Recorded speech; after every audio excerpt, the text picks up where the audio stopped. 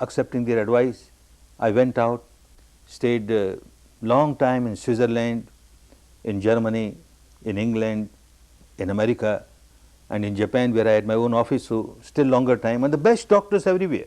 Spent so much of money, so much of time. Again I find myself very fortunate, no doctor could treat me. The best doctors of the world, they could not treat me. They could not take me out of morphia even. My brain is far away. Very fortunate. I came back, very disappointed, but ultimately it proved very fortunate. A friend of mine, who later on became Justice of the Supreme Court of Burma, very close friend. He said, Goenka, you have tried everywhere. Why not try 10 days? 10 days with this teacher of Vipassana. Your disease looks like psychosomatic disease, and here is a technique given by Buddha which will purify your mind, and once the mind gets purified, this psychosomatic disease goes away. Why don't try? I said, wonderful, if this can help. I went to my teacher, a very compassionate person, Sayaji Ubakin, and I said, I want to join this one of your 10-day course. He said, welcome. He knew that I am leader of the Hindu community and this is a Buddhist path. He said, doesn't matter, don't get frightened. Anybody, Hindu, Muslim, Christian, Jain, all can get the same benefit. If you are a Hindu, you remain Hindu. I am not here to convert you, but you try this. It's a good technique. And then I said that I have come here because of this migraine disease. And then he suddenly said, no, I won't take you. I won't take you. Hey, what happened? You are devaluing Dhamma, he says. Dhamma is such a high spiritual path. It is to take you out of all the miseries of life after life, and you want to make use of just for your migraine headache. No, no, for that you go to some doctor, go to some hospital. This is not the place. And then very, very compassionately he explains me, if you practice this technique, this will purify your mind. The source of your misery is impurity in the mind. When that goes away, all psychosomatic diseases are like byproduct. You will get the benefit. And then he explains me, you want to establish a sugar factory? For what purpose? To get sugar out of that factory, not molasses. Molasses will come as a byproduct. Nobody starts a sugar factory to get molasses. This is just a byproduct. So you don't come here just for your migraine. You come here for high spiritual path. Then only it will help you. I understood because he was so kind and so compassionate. His vibrations were so wonderful. Yes, I will join, sir. And I will join only for spirituality, not for this migraine. All right. If it is not cured, I don't care. But going back home, the conditioning of the mind from the very childhood, born in a very staunch conservative Hindu family, and although we are taught from our childhood to have respect towards Buddha, Buddha is taken as the reincarnation of the God Almighty, the Creator, and he is the latest model of that God, ninth reincarnation. So we must have respect for him and all regards for him. But his teaching, oh no, no, no, his teaching is not good. Because he does not believe in soul. He does not believe in God. What kind of teaching? Atheist, not good. So this is what the training was of the mind, and that started worrying. If I go to these people and learn this technique, and if I become Buddhist, and if I have no faith in God, if I don't know faith in soul, what will become? I might go to hell. Oh no, no, no, this path is not for me. I better not go. For a few months, it went on, some struggle went on. Then later on, I thought, my teacher says that you are a Hindu, you remain Hindu. I am not converting you to Buddhism. I make you a good human being. You practice Shila, morality, you practice mastery of your mind, you practice Panya, purification of mind. That is acceptable with you also. So why not try? All right, I try. But with a strong determination that I will remain Hindu, I won't become a Buddhist. All right. I give a trial for 10 days. And I went there. Very fortunate. Of course, like anybody else, the second day, I thought like running away. Because the conditioning of the mind. When I heard other people saying that when they meditate, they saw this light or that light, and I don't see any light. And my tradition says that if you see divine light, this is the stage of liberation. And look, these people are seeing divine light, and I am not seeing divine light. And then I remember the word of another saintly person. He says, a camel can pass through the eye of a needle, but a rich man cannot pass through the gateway of heaven. And I am a rich man.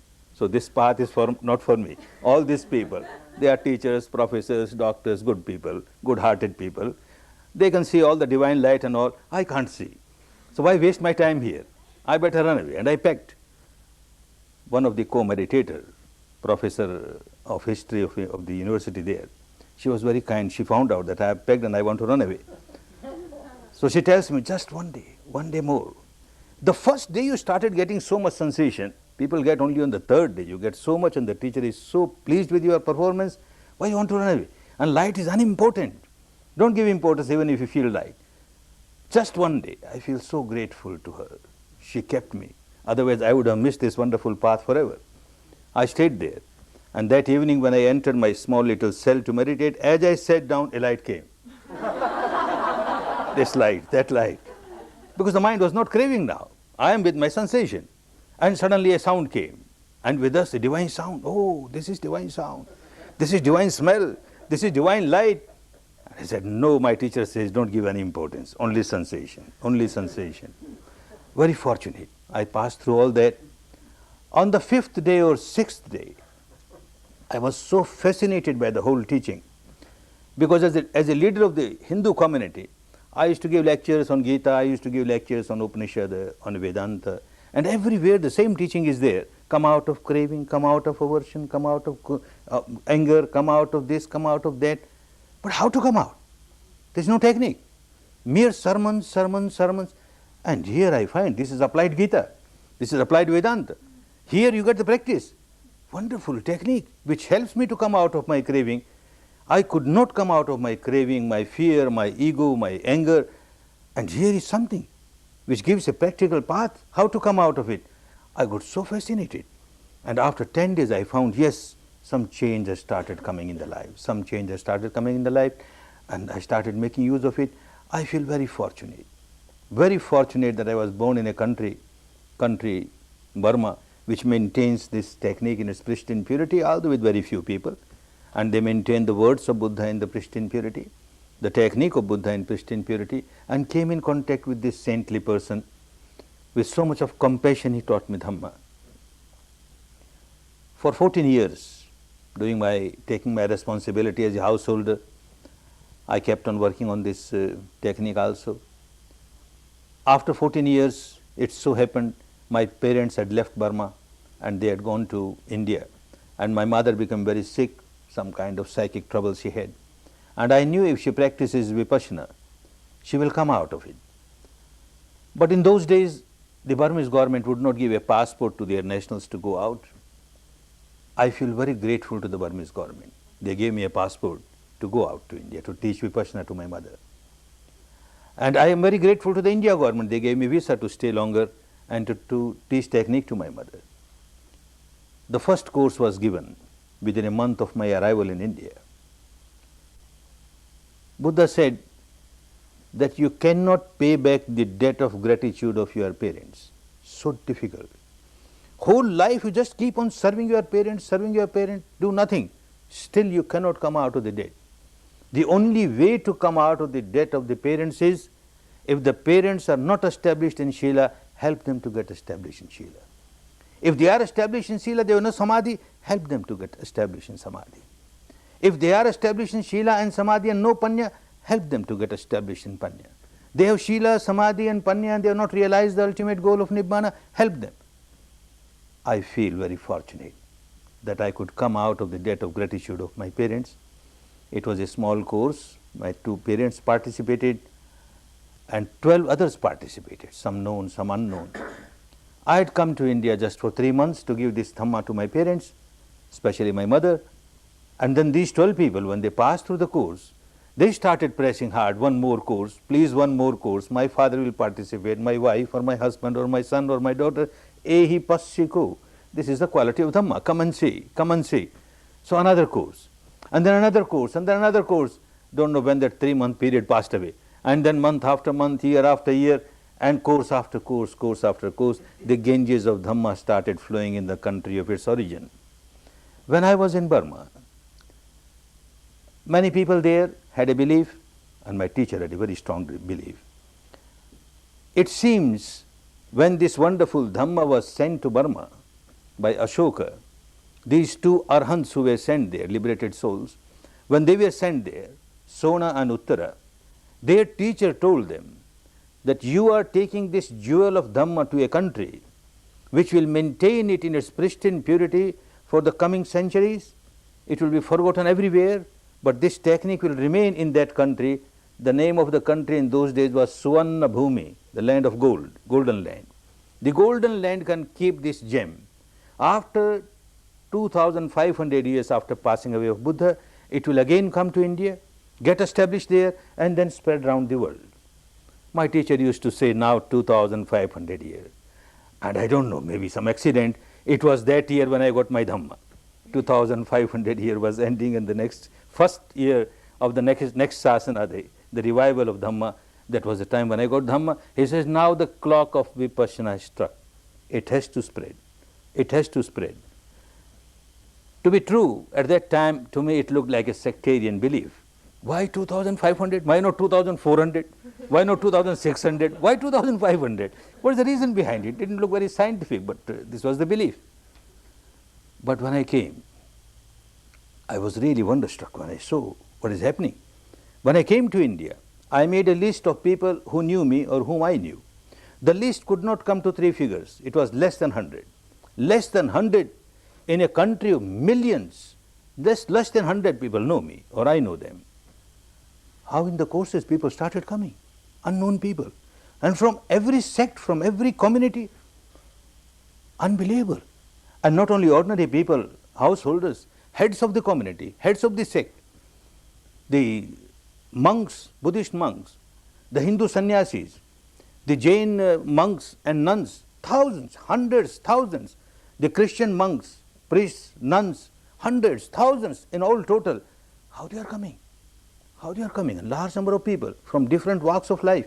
How they are coming? What miracle? I don't know them, they don't know me. How people get attracted to Dhamma? And then slowly it became clearer and clearer. People come to the courses. And when I come in contact with them, many of them, when I see them, meet them, discuss with them, talk with them, something starts inside feeling that this person is known to me from a long time. This person is known to me. Yes, known to me. So many lives. This person must have been meditating with me in Vipassana. Now the time has come. This person already has got seed of Vipassana, seed of Dhamma, and now the time has ripened for this person to grow in Dhamma, and not only help oneself but help others. There is a potentiality of this person not only to help oneself but help others also. And I also see there are people who have come just to take the seed of Dhamma. They have done some very good karma of the past, some very wholesome deed they have done, and the ripening of that deed has helped them to get a seed of Dhamma. So whether you belong to the category where you got the seed of Dhamma, or whether you belong to the category where you already had a seed of Dhamma and now you have come to develop in Dhamma, the wonderful jewel that you have got, make use of it properly. Don't just throw it away. I have seen one big defect in some students, and I keep on warning them. Many a time people come just to give a trial. Nothing wrong. Something new, one should first give a trial. But you keep on giving trial, only trial, and you never become serious to work. I see people coming to India and they will go for this particular experience or that particular experience, have grass experience or have some chemical experience, and then they go to some gurus, this Baba experience, this guru experience, and similarly they come to Goenka experience, a Goenka trip. We had all those trips, now a Goenka trip. What you gain? All right, have a Goenka trip. Have 1, have 2, have 3, but ultimately make a decision. If you find that some other technique is good for you, work on that seriously and get benefit from it. Little bit here, little bit there, whole life you are wasting your lives. It's a very serious path. It is not just a mental entertainment or intellectual entertainment or emotional entertainment. Like somebody is thirsty and wants water, started digging a well. You dig a well about 10 feet and then somebody says, no, their water is better, and you start digging there 10 feet. 10 feet here, 10 feet here, whole life you keep on digging 10 feet, 10 feet, you won't get water at all. So have 1 or 2 trials, doesn't matter, but then make a decision, I must go to the depth where I get my water. So make trials and then make a decision that if this path is suitable to you, you find that this looks very logical, pragmatic, scientific, is not any kind of gurudom is involved, and no any kind of dogma is involved, no belief is involved. This is just pure science of mind and matter, and it has helped me, it gives good result. Then work on it, work on it. To me, I am very sure it's a jewel, invaluable jewel. Nothing like this one can get in life. Fortunately, you got it now. Make use of it. Make use of it for your own good, and make use of it for the good of so many others. Dhamma is a wonderful jewel. One can come out of all the miseries of the life, all the miseries of the life. May all of you who have participated in this 10-day course make use of this wonderful jewel and come out of your misery, all the miseries. Enjoy real peace, real harmony, real happiness, real happiness. Bhavat